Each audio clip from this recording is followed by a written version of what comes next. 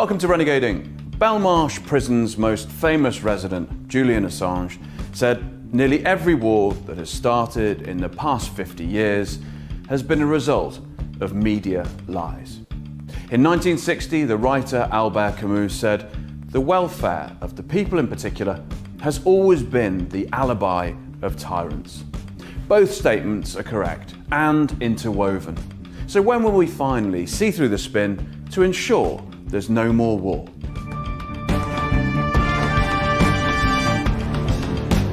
Dan Kovalik, lovely to have you on Renegading. Thank you. It's my pleasure. It truly is. I want you to unpick a couple of words for us, a phrase, if you like. Humanitarian intervention.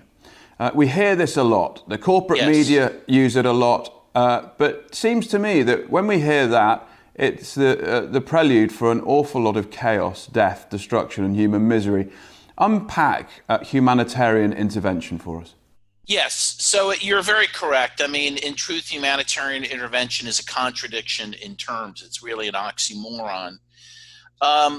Pretty much every horrible war has started with a claim of humanitarian intervention, right? Even Hitler claimed to be, invading Czechoslovakia to protect minority Germans there in the Sudetenland. Everyone claims that they are going to war for humanitarian reasons, and yet it's rarely, if ever, the case. That's not what countries go to war for. Usually they go to war for treasure and for political power. I trace in my book, I go back to King Leopold's intervention in Congo because I think it's one of the earlier examples of what so-called humanitarian intervention is really about. King Leopold, is probably a lot of folks there know, went into the Congo claiming he was there to protect the human rights of the Congolese. He said that he was there to protect them, for example, from Arab slave traders. And he sent his emissaries around the world. They'd have these fancy cocktail parties, very much like people do today, and they raised money, again, on the grounds that he was going to go into the Congo for humanitarian concerns. In fact, he was there to plunder Congo of its rubber and ivory, and in the process, he enslaved and murdered millions of Congolese. By the time his horrible reign there ended, there were about 10 million Congolese dead, about half the population of Congo. And again, I think this is a good example because we see this time and again. The most recent humanitarian intervention that I think we can point to, and a very enigmatic one, is the NATO intervention in Libya, if I can go to that. I mean, also obviously an African country. And this is a very interesting one because you had some of the main intellectual authors of humanitarian intervention lead the charge on this, and those were Susan Rice, Samantha Power, and Hillary Clinton. They were some of the big promoters of this intervention. And again, they said we're there to protect the Libyans from Gaddafi, we're there to stop genocide. In fact, as we know, what happened ultimately was that the intervention was horrific for the Libyan people. Did not stop a genocide. In fact, very early on, the internal emails of the folks I mentioned showed that they knew there were no true humanitarian concerns by the time the NATO bombing started. But what did happen was NATO, first of all, committed their own war crimes by destroying cities like Sirte, a major city in Libya, but also they paved the way for these jihadist groups, which NATO partnered with, to take over Libya and to carry out ultimately a genocide against sub-Saharan Africans living in Libya. The people that I mentioned who are alleged humanitarians, Susan Rice and Samantha Power, Hillary Clinton, claimed that these guest workers, some of them guest workers, some who had lived there for many, many years, again, from sub-Saharan Africa, darker skinned people, claimed that they were black mercenaries.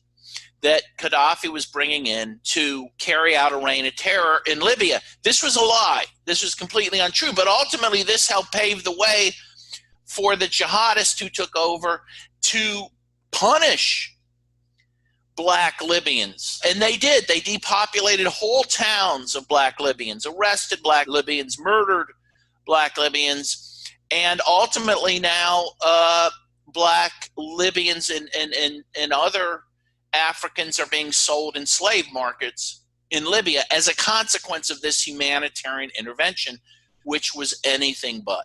So they would say that also they are spreading democracy, people like Rice, Power, Clinton, Obama. But when you look at Libya now, there is absolutely no way a sane human being can see what's gone on there and equate any of the NATO action to anything but a total disaster.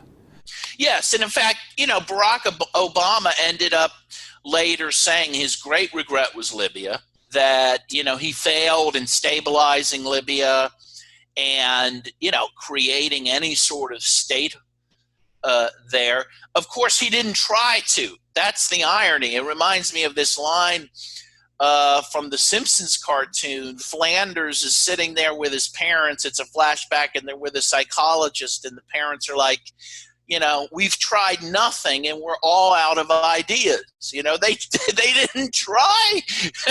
There was no goal of building a state. They didn't care. They went, they destroyed the country just like the U.S. destroyed Iraq, it continues to destroy Afghanistan, has tried to destroy Syria.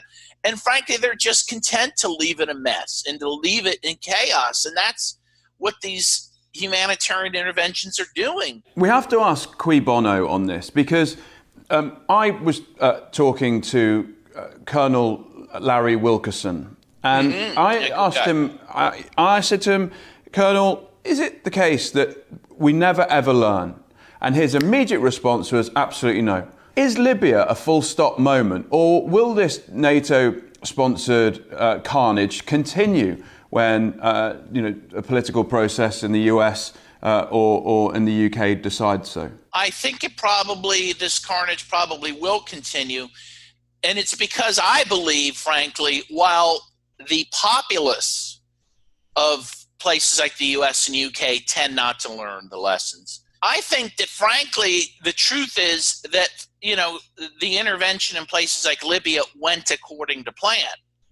So let's talk about cui bono, who benefits here and who did benefit from this. A lot of people did. As I mentioned in my book, for example, Italy had just signed a deal with Gaddafi to pay reparations to Libya for the crimes committed by Italy during its colonial rule of Libya. Okay? So Italy's interest was to get out of that deal because they didn't really want to pay the reparations.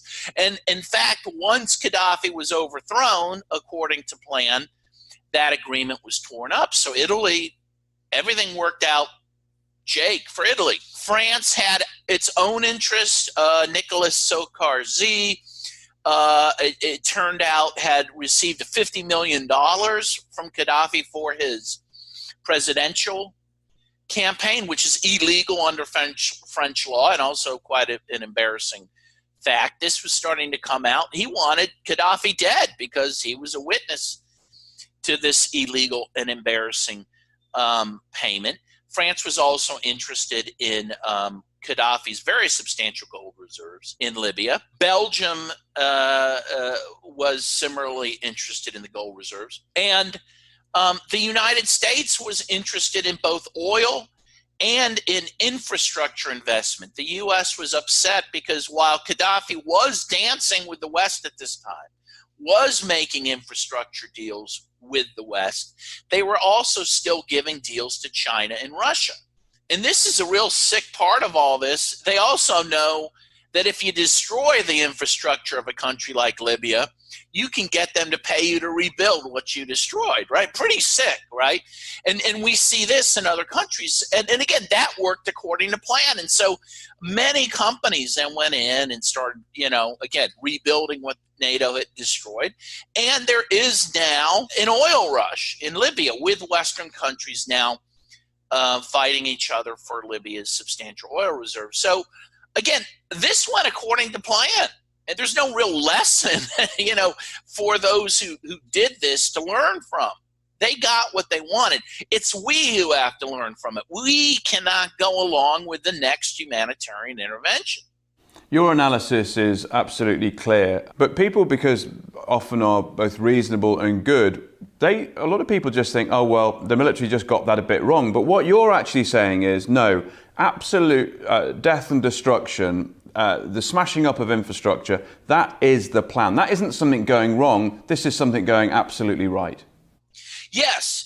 And if we look at kind of how the historical colonialism has devolved, in the day, if you look at the British Empire, for example, the colonial powers at least felt some stewardship over their colonies, right? They would plunder the colonies, they would repress people in the colonies, but they felt some obligation to build some infrastructure, to do something for people. And they prided themselves on this, right? I think they overly prided themselves on it.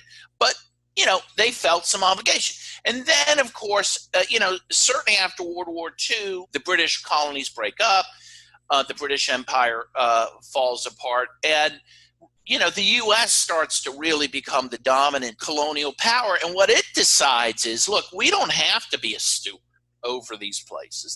That costs money, and it's, it takes effort.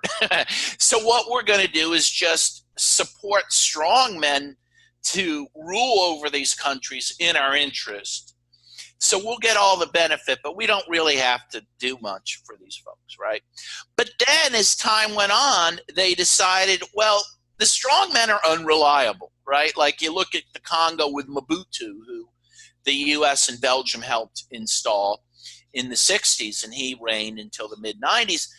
The U.S. finally got tired of him, because ultimately Mobutu even understood, God, I got to do something for these people or I won't be able to stay in power. And so he started to do crazy things like tax foreign companies and do some social programs. And the U.S. said, no, that's not what we're interested in, right? So they helped overthrow him. And what they decided in general is, we're not going to be a steward. We're not going to support strong men like Mobutu or Saddam Hussein, who was a U.S. asset for a long time. What we're going to do is we're just going to create chaos. We're going to destroy the state. We're going to create stateless countries in which we can just then go in and plunder at will, right? We don't have to negotiate. We don't have to pay taxes. We don't have to pay royalties. We can just go in and take what we want, because there's no state, even a compliant state, to deal with. And that is the new model. That's what people have to understand. Chaos is the end game. And I fear, when you look at what's happening in the West right now within countries like the United States, you're starting to see the state here fall apart as well.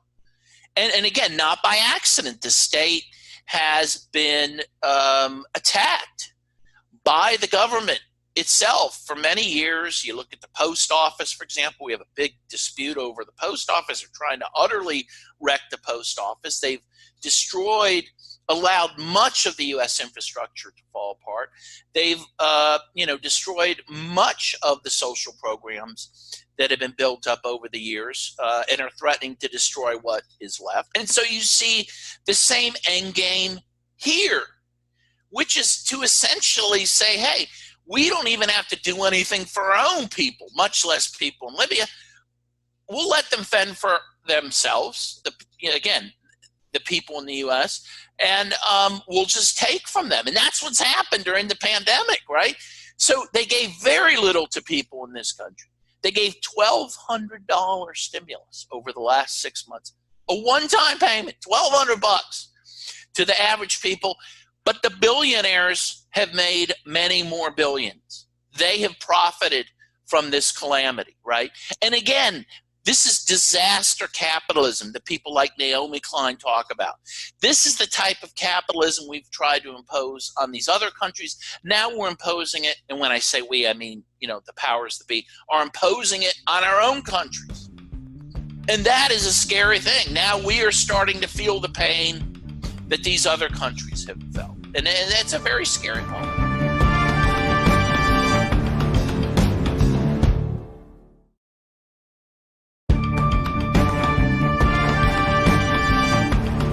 So Dan, just picking up a couple of points from, that you made in the first half, really what you're saying is that the imperialists, the colonialists, the rent seekers, the people who back in the day used to go to far-flung places, loot the place and bring it home, what they've done is turned on their own people. They've begun to demolish the state, begun to demolish some of the social institutions within the US, arguably the UK too, and actually they've turned on their people because they don't feel from a governance point of view or a leadership point of view that they have any duty of care for their own citizens.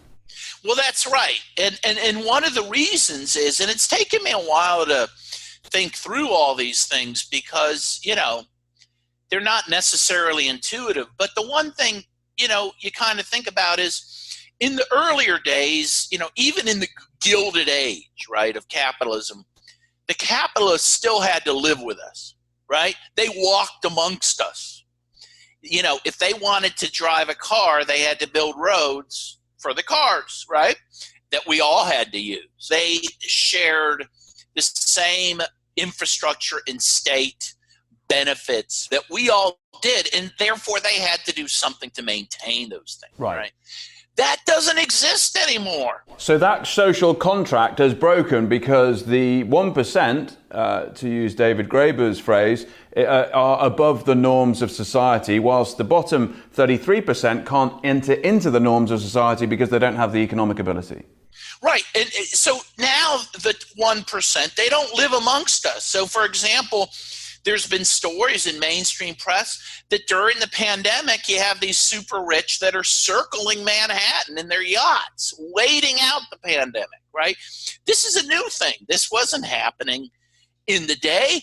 You have people like Richard Branson, for example, who he's trying to get to Mars, right? And Elon Musk as well. They've decided they don't even have to live here on Earth, right? There's a lot of people who'd like them to go and stay. Yeah, which is good, but they're going to take all of our wealth with them, right? Doesn't cost nothing to do these things. There's also stories of people moving to New Zealand, right? Because they think that is the most weatherproof and climate change proof place to be. The point is that the wealthy now have the ability to live above us and away from us. So they don't need the state. They don't care. In the U.S., there are 16,000 bridges in the U.S. in critical need of repair. And once in a while, one just collapses. Several people die. Again, they don't care. They're going to build flying cars. I guess they have some prototypes even right now. They're just going to fly around. They don't give a shit. They have helicopters. They commute by helicopters to downtown Manhattan. And again, now you don't even have to commute, right? During the pandemic, we now realize none of us have to, right? You don't even have to go to an office. So, what this does is allow them to not care and do nothing for us. There is no incentive for them to build any infrastructure, to have any social programs for us. They don't need us. And this is a change in history, and it's a change that technology has helped allow. But so that's why the capitalists now have decided, they don't have to do anything for us, just like they haven't had to do anything for their neo-colonies. If you continue to follow the logic of what you're saying, if we both agree that the social contract is broken and inequality is off the charts, and the evidence is there to back up that, if you follow the logic of what you're saying, ultimately we end up with private armies. Yeah, well, and that's already happening. We have that. In the U.S., for example, even the military abroad is becoming more and more privatized. You have the former Blackwater now. I forget what it's called now, but that you have this private military service led by Eric Prince, whose sister, by the way, is Betsy DeVos, the head of the education department in the United States. And she's destroying, by the way, one brick at a time, the public school system. Yes, you have these private militaries more and more. And I think that is the wave of the future. And of course, as we know, they don't even need human beings for the most part to be soldiers, right? They got drones. They have all sorts of technology. They will have, I don't want to sound, like a crazy man, but they will have robots too. Again, we have all sorts of technology in which they won't even need private armies. They're just going to use electronics to do all this for them. So again, humans are becoming more and more obsolete to the 1%. The only thing they need us for is to buy their. The hollowing out of all these institutions, it seems to me that when it comes to the US, nothing is sacrosanct. Anything is on the list. Everything has a target on its head. Even if you think about the International Criminal Court, now we've got a scenario where the US either won't recognize it or worse, it sanctions it. Yeah. So how do you begin? How does a civil society, civil inverted commas society, how does it begin to find the sort of regeneration and renaissance necessary to be able to start holding these private interests to account? Because let's face it, they're totally out of control. Yeah, first of all, it's a huge undertaking because, again, there is such an actual physical separation between us and them, the 1%. But where it has to begin is here at home, in the UK, in the United States. We are the ones that are going to have to do this, right?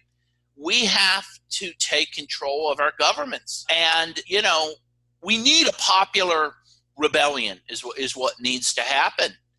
And we need to rebuild our democratic institutions, seize those institutions for the 99%, and make sure that our governments work not only for us, but people abroad. We need to also pressure our governments to stop these endless wars abroad. And I'm not Pollyannish. This is not an easy undertaking, but it's the only way to deal with this. What does a popular rebellion, from where you're sitting, what does that look like? I think you're going to look at general strikes, because, they still do need some workers to build the stuff that they're selling. I think consumer strikes as well. Again, they need people to buy what they're selling, and you need people on the streets, massive numbers of people on the streets. You really need a revolution that will, in the US, for example, take over Washington, D.C. and demand a serious change in government. Now you see some seeds of hope in the racial justice protests that are happening. Also in the election here in the US, of more progressive leaders like AOC, for example, Bernie Sanders, who, came very close to being nominated. Of course, there in UK, if I could be so bold as to mention Jeremy Corbyn. Leaders like that are the types of folks we need to elect, and then need to keep pressuring them to, again, restore democracy, to restore our infrastructure and social programs before it's too late. Because we are seeing, look at the U.S. Again, I can only speak for the U.S. We are the wealthiest country in the world, and we've had this pandemic that has killed more people here than in any other country on earth, by far. How did this happen? And again, it's happened because over time, really since the 1970s and really in earnest since 1980 when Ronald Reagan was elected, it has happened because all public goods have been under attack since that time. And then when this happens, we see what has been wrought, and people just can't accept it anymore. They need to resist and not consent to this new state of affairs. Reagan famously said that the most terrifying 9 words in the English language is, "Hi, I'm from the government and I'm here to help." If we extend that to this conversation, turning up in a foreign land on a mission of military adventurism, when someone hears, "Hi, I'm from America and I'm here to help," that should given the context that you've just given us, send a shudder down anyone's spine, because when we look at the track record, if we go back to Vietnam through to today, there isn't one of those missions that's ended well. No, absolutely not. No, I would say, to borrow an old phrase, I would say beware of the Westerner bearing human rights. Nothing's good is going to come out of that. And again, even we now, living in the countries we live in, have to beware of that. Of course, I would also quote Margaret Thatcher, who said, I believe she said something like, there's no such thing as society or whatever. And, yeah. She tried to make sure that was true by destroying society. These are antisocial people. These are psychopaths. Yes, and the interesting thing on Twitter recently during the pandemic here in the UK, which was very badly handled by the British government, Boris Johnson's government, someone was very droll and said, "Oh, now the British know what it's like to be ruled by the British." That's beautiful. No, it's great. I mean, truer words were never spoken. Are you optimistic? Because are we at this point now, and people say, enough is enough? Or do you think that the war machine is so colossal that actually it just marches on? I mean, that's a great question. Honestly, it depends on what time of day you talk to me. It's hard to be optimistic, in truth. Let's face it, we are facing, every day the news is bad and there's some other crisis that's happening. But I do think, and again, I hope it's okay if I quote Winston Churchill, who said, I don't see any point in being anything other than optimistic, right? It's all we have. We have to have some hope. And we need to find hope in each other, in our relationships, in our friendships, in our comradeships. And we just need to do what we have to save this world. And I think success is not guaranteed, but along the way, we'll find some fulfillment and some meaning. And that's all that anyone can promise, I think. But you need to retain that core of hope to continue that struggle. Dan Kovalik, thank you so much for your time. Thank you very much.